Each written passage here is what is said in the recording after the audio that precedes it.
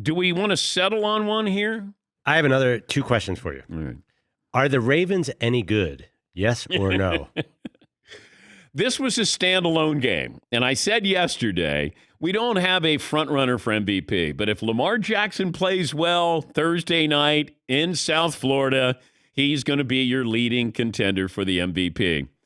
Well, you put up 3 points in 3.5 quarters, you're no longer in the top 5 for MVP. But that doesn't mean it won't happen in a couple of weeks where Lamar Jackson comes back, and then we'll go, God, Lamar Jackson is so great. What I found out, and I'm reminded of this, is the Ravens aren't an interesting team if Lamar Jackson is not doing anything. Because when he's not doing anything, there is no reason to watch that team.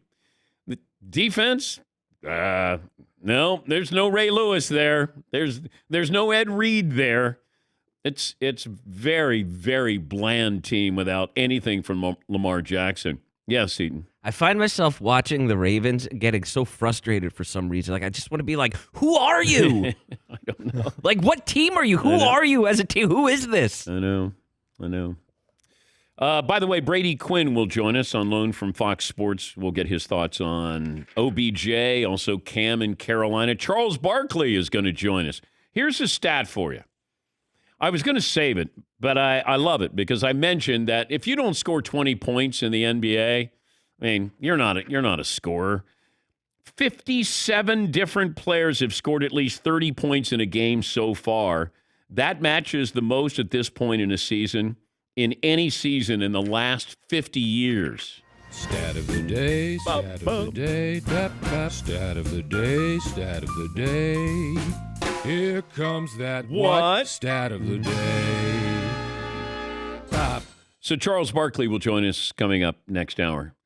I'm being told that there's front row anger related to last night's game. Yes, Dan. Seton and I both don't care who wins between the Ravens and the Dolphins. But there's something that's been bothering he and I specifically for about 2 years now.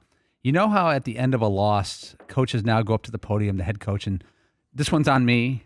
I blame myself. Here's an example, John Harbaugh last night.